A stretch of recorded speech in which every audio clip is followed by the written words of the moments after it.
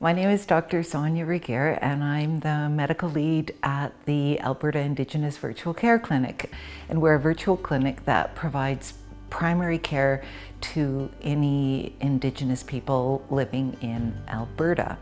And the way that I have found out about Okaki is that we refer our patients to Dr. Lee and the team at Okaki, and they look after patients' diabetes, and we provide sort of the rest of primary care for the patients.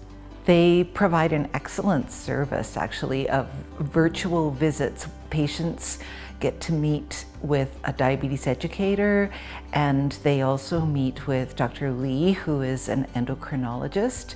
And what I really like about Okaki is that they keep following the patients. So I've actually referred over 100 patients to Okaki, which shows how pleased I am with what the clinic provides. And they just keep following the patients so that their diabetes doesn't just get diagnosed and forgotten about. They keep looking after the patient long term. Okaki has definitely made a difference for a good number of the patients that we share.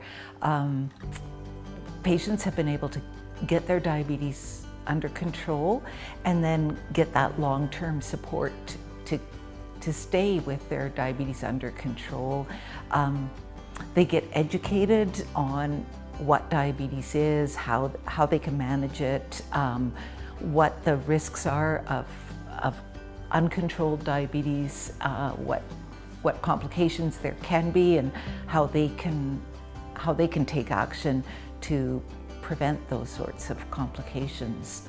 Switching from in-person care on reserve to working virtually at a virtual clinic, ODVCC, has been a huge difference. I like seeing patients in person, and so I miss that virtually.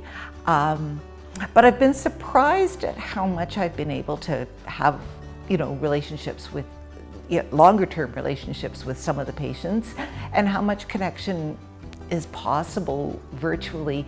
And I've just been really struck by how underserved some of these patients are.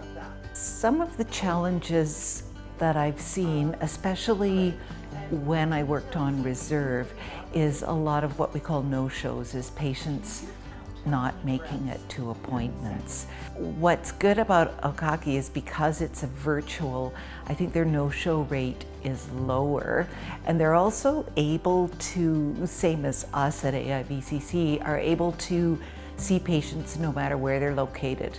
And so we've shared patients that have gone into residential treatment for addiction. We're able to see the patients while they're in residential treatment, make sure their diabetes is properly managed. And then if they move into a sober living situation, we can follow them there. And same with if they ultimately end up in some kind of home community or whatever, we can just keep following them. In my visits with patients, there are all sorts of different issues to deal with, mental health issues, back pain, you name it. And for me to know that there's a separate clinic that is making sure that their diabetes is being looked after, I find that a real help.